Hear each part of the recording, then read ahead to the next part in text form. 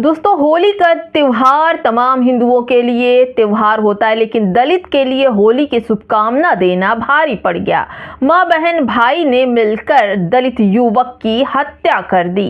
दोस्तों, शब्द थे होली की शुभकामना देना। लखनऊ के दुबक्का क्षेत्र में बिगरिया इलाके में होली के आसपास एक दर्दनाक घटना सामने आई है। उसका सीसीटीवी फुटेज भी है। यहाँ 21 और 22 वर्षीय युवक सूरज गौतम की चाकू मारकर हत्या कर दी गई। इस मामले में पुलिस ने पड़ोस के ही रहने वाले जीएसटी विभाग के क्लर्क मोहित तिवारी, उनकी बहन शिवानी तिवारी और उनकी मां रंजना तिवारी को गिरफ्तार करके जेल भी भेज दिया गया है। पूरी खबर बताने जा रही हूँ दोस्तों, वीडियो छोड़कर मत जाइएगा। क्या दलित होना गुनाह हो गया? अब तो शब्दों से भी छुआछूत लग गई है लगता है। तिवारी जी को शुभकामना देना भारी पड़ गया सूरज गौतम को और उसकी निर्मम हत्या खुलेआम हो गई।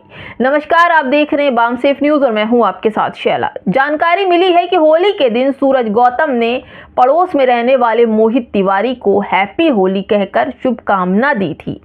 इसी बात को लेकर दोनों पक्षों के बीच कहासुनी हो गई और देखते ही देखते विवाद बढ़ गया। और आरोप है कि मोहित तिवारी ने अपनी बहन और मां के साथ मिलकर चाकू से ताबड़तोड़ कई वार करके उसकी हत्या कर दी।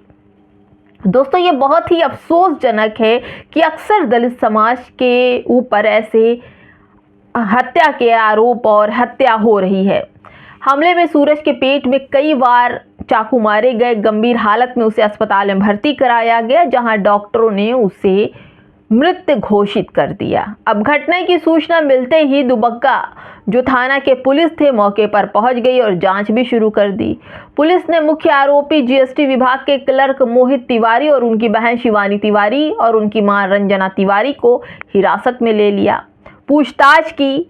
उसके बाद इन तीनों को गिरफ्तार कर जेल भेज दिया गया। दोस्तों, अब सवाल आता है कि क्या कोई आएगा इन दलितों को न्याय दिलाने? उनके खिलाफ हत्या का मामला भी दर्ज किया गया है, जबकि सूरज की मां चीख चीख के कह रही है कि बेटा मरा हमारे यहाँ है और सुरक्षा पंडितों को दी जा रही है। थाने पर लोग धरना प्रदर्शन कर रहे हैं। गांव में पूरी तरह से तनाव बढ़ा हुआ है। घटना के बाद मृतक के जो परिवार हैं, ग्रामीणों में भारी आक्रोश देखने को मिल रहा है, क्योंकि परिजनों का और स्थानीय लोग थाने पहुंच गए हैं और करीब 3 घंटे तक धरना प्रदर्शन किया। हालात को देखते हुए पुलिस ने अतिरिक्त फोर्स बुलाकर स्थिति को नियंत्रण कर लिया है। भाई, उनके पूरे परिवार को पुलिस सिक्योरिटी दे रही है, जबकि सूरज की मां चीख चीख कर मीडिया वालों से कह रही हैं कि बेटा हमारा मरा है और सिक्योरिटी पंडितों को दी जा रही है।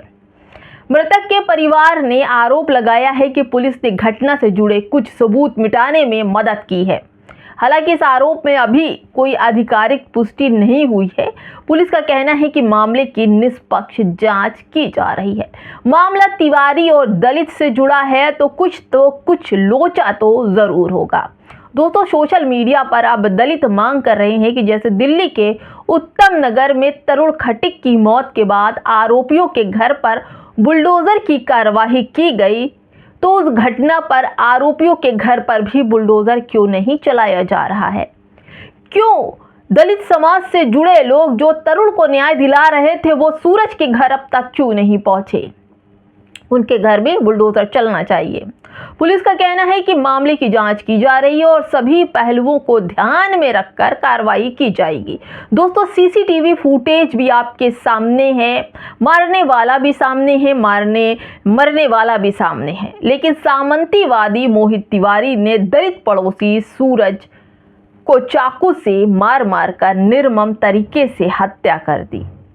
सूत्रों की अगर बात करें दोस्तों, कि उसके हवाले से बताया जा रहा है कि दोनों पक्षों में पहले से कोई विवाद चल रहा था और शायद उसी के कारण ही सूरज गौतम की हत्या कर दी। जैसा कि वरुण और मुस्लिम समुदाय के बीच भी बताया जा रहा कि विवाद चल रहा था, लेकिन उसका एंगल पूरा हिंदू मुस्लिम कर दिया गया। शालिनी तिवारी चाकू छिपा कर लाई थी और अपने भाई मोहित तिवारी को छुपा कर दिया और उसी चाकू से उसकी हत्या हुई। सूरज गौतम को अस्पताल ले जाए गए, जहां इस दौरान उसकी रास्ते में ही मौत हो गई। अब लोग गुस्साए हैं।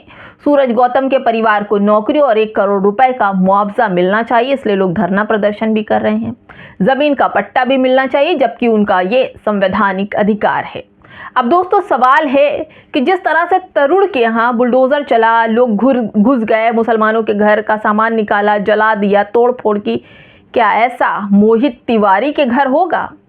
ये पूरी घटना उत्तर प्रदेश की राजधानी लखनऊ की है।